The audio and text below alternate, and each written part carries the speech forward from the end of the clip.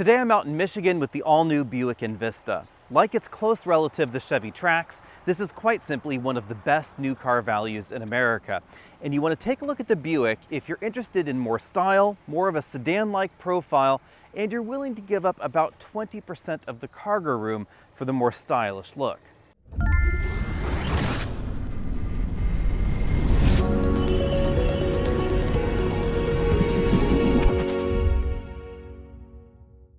As you approach the Trax, you'll definitely notice the distinctive front-end design. It was styled after the Buick Wildcat concept, and to my eye, it looks a little bit like the Hyundai Kona. Let me know what you think about that down there.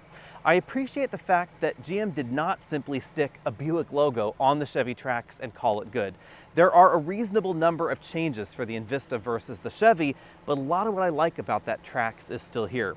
We have full LED headlights down here, daytime running lights and turn signals above, also LEDs. It definitely gives this a more luxurious look than you'd think for a vehicle that starts under about $25,000.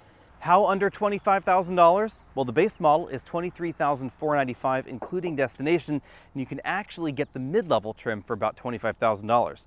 That's how inexpensive the Envista is. Now, moving around to the side, you'll notice that we have a very different look than we find in the Chevy Trax or the Buick Encore GX. The Encore GX has up until now been the least expensive Buick in the lineup, but this is actually a little bit longer than the Encore GX at 182.6 inches long. It's almost 10 inches longer because we have this more sedan-like profile in this area.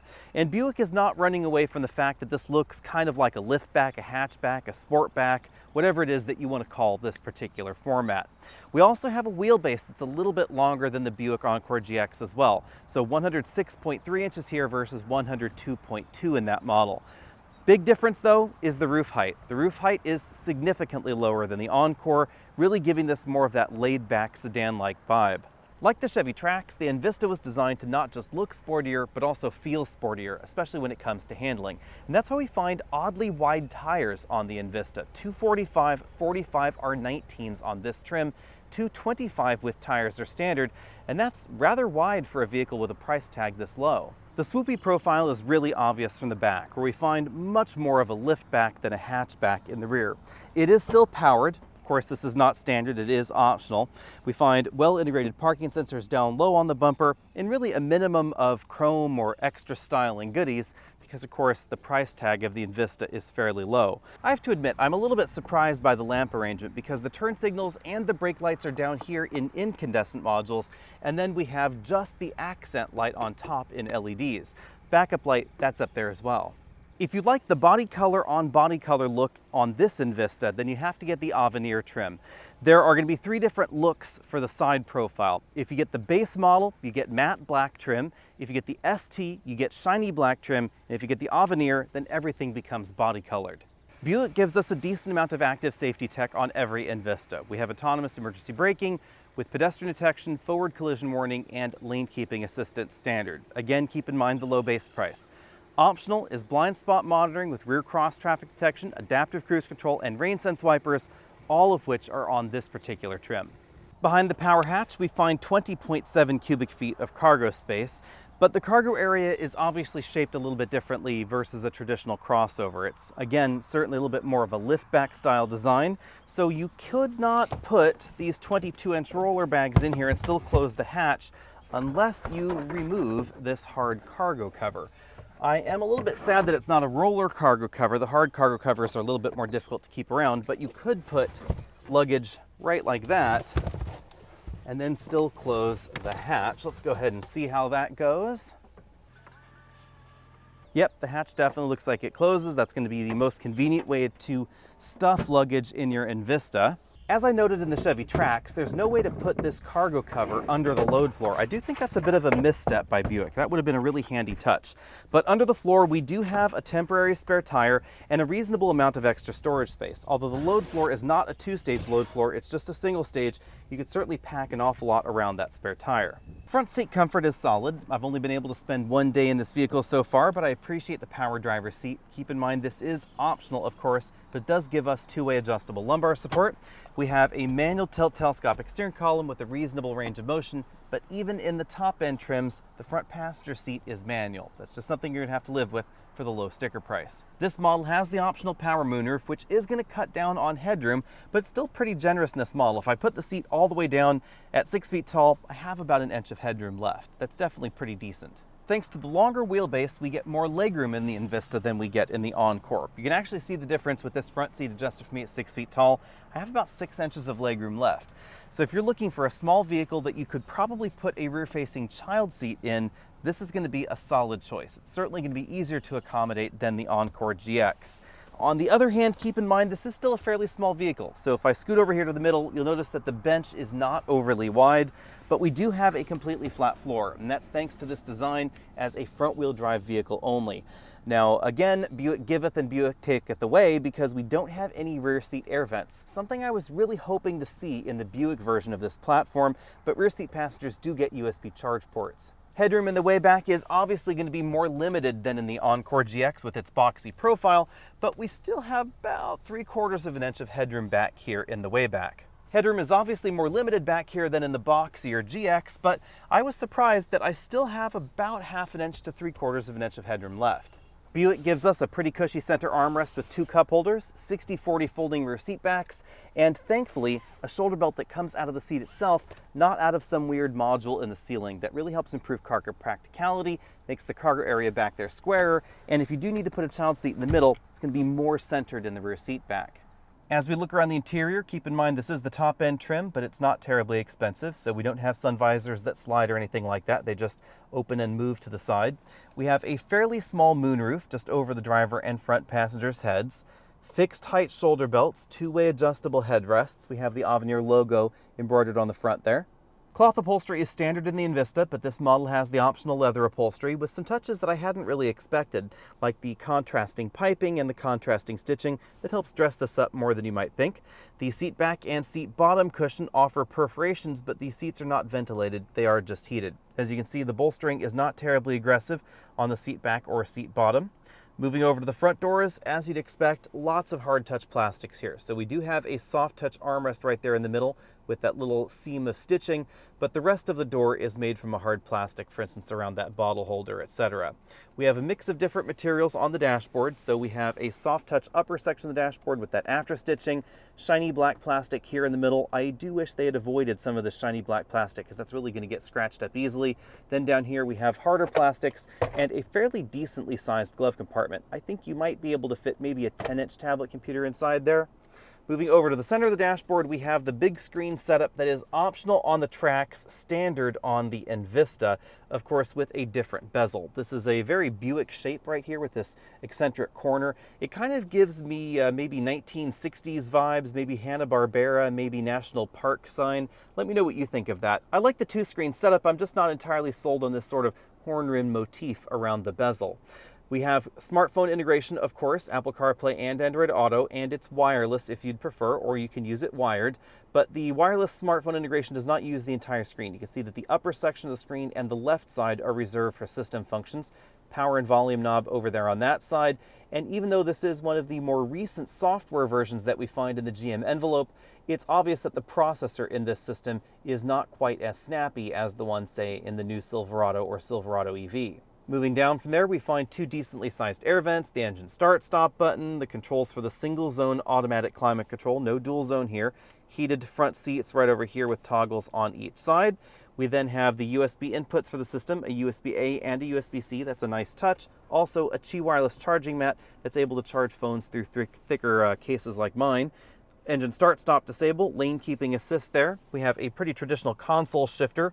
Low is down there, and then you can use the toggles over here to limit the number of gears that the transmission will use. 2 big cup holders, small storage area there, electric parking brake, squishy center armrest, and then a moderately sized storage cubby underneath that. Remember, this is not a terribly wide vehicle. The large bezel is probably the most pronounced on the driver's side. You can see it's probably a 4 or 5 inch stretch from where the bezel starts to where the screen actually starts on the inside.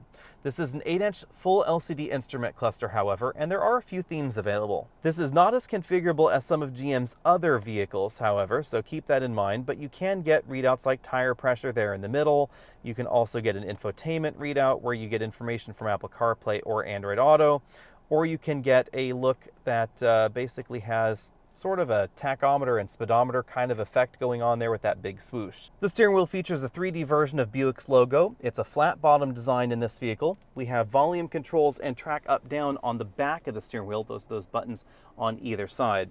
Then on the right side of the steering wheel, we have buttons that control the multifunction LCD cluster, voice command, phone hang up and pickup, and then on this side, the controls for the optional radar adaptive cruise control system.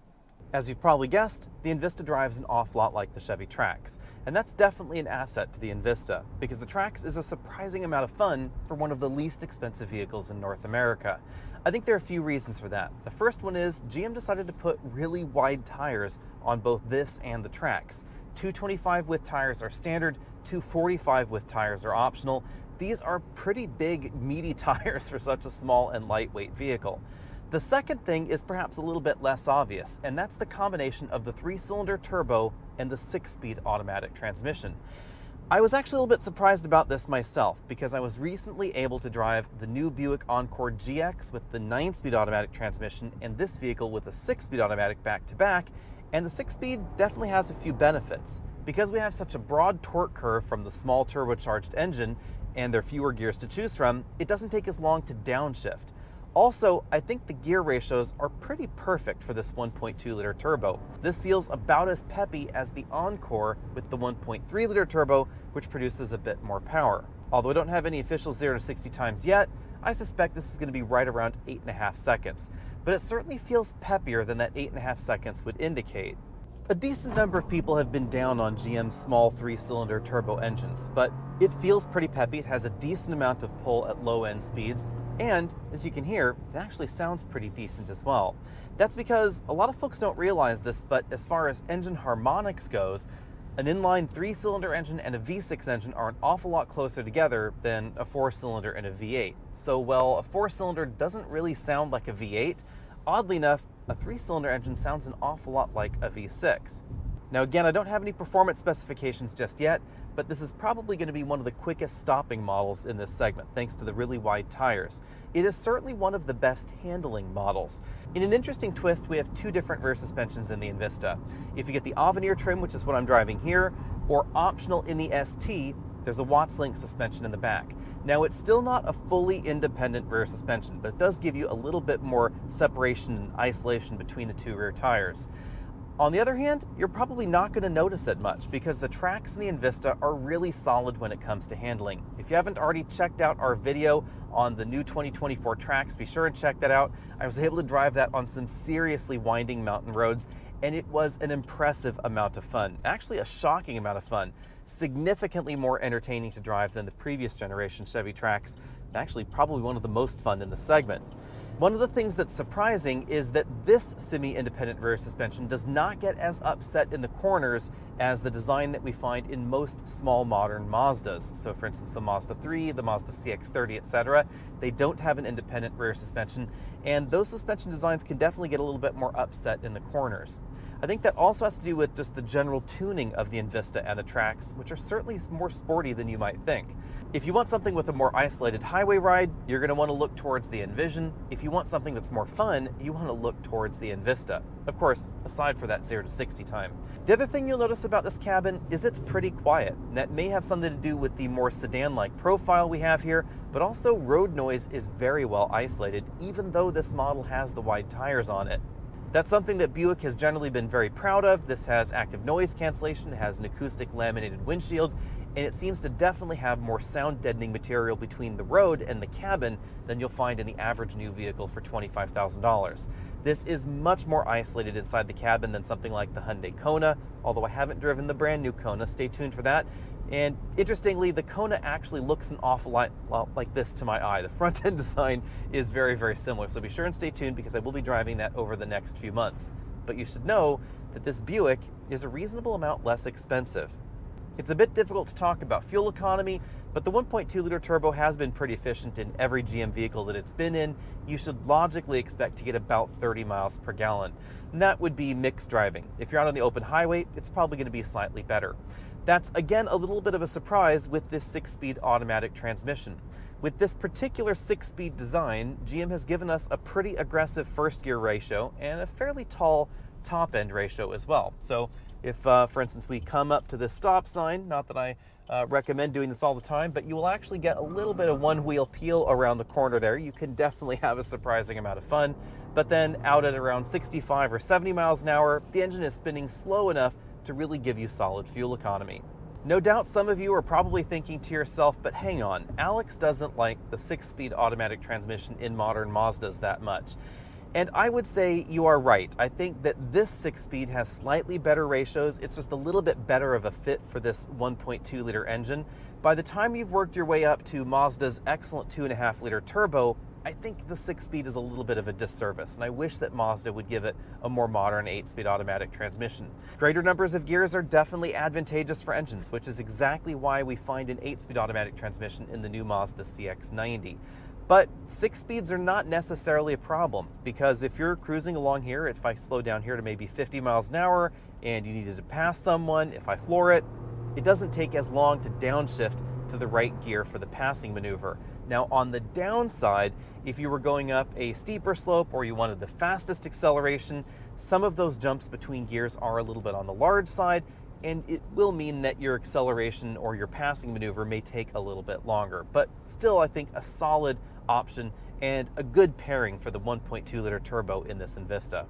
So how much will the Envista set you back? Well, again, a little bit less than you're probably thinking. This starts at $23,495, which includes the destination charge. That's about $2,000 more than the base version of the Chevy Trax, but only $100 more than the Trax LT, which is more or less the equivalent in the Trax lineup for the base Envista when it comes to standard feature content. Now that model is going to give you a cloth interior, but it's also going to give you the 2-screen setup that you saw in this model versus the smaller screens that you'll find on the less expensive versions of the Chevy Trax. If you want the upgraded upholstery and 19-inch wheels, etc., that's going to be the ST trim for $25,195. You also get a slightly different look. And this Avenir trim with the power liftgate, power driver's seat, and heated seats started at $26,695. All in, you're still under $30,000. And that's really the impressive thing about the Envista. It's not the vehicle for everybody, obviously. If you want a bigger back seat, if you want more cargo area, if you want better performance, there are lots of options out there. But if you're looking for a stylish, comfortable, easy to live with vehicle that gets you good fuel economy and has a really low sticker price, there's now a Buick for that. At $27,000 essentially, this is a fantastic deal. I probably would go for the base model because it's really well equipped and it's about $24,000 as it is. Very, very good price. But this versus the Chevy Trax, I do think that is a trickier conversation because the Trax is a bit more practical. The Trax has that extra 20% cargo area in the back, basically the same drivetrain, very similar handling. I like the interior creature comforts and the design of this a little bit better on the inside in some areas, but that sort of Hanna-Barbera or National Park style dual screen setup in the dashboard isn't quite my cup of tea. Let me know what you think about that in the comment section. The Envista is a really interesting competitor if you don't need all-wheel drive, of course. If you do need all-wheel drive, there's the Encore GX. I think it's a little bit less stylish than this, and by the time you've worked your way up to the Encore GX pricing ladder, there are other options that you might want to cross-shop against it. Be sure and let me know what you think about all that down there in the comment section, and of course stay tuned because hopefully I'll have one of these back at home for a complete review soon. But at the moment, it's easy to say you can't go wrong with this all-new Buick.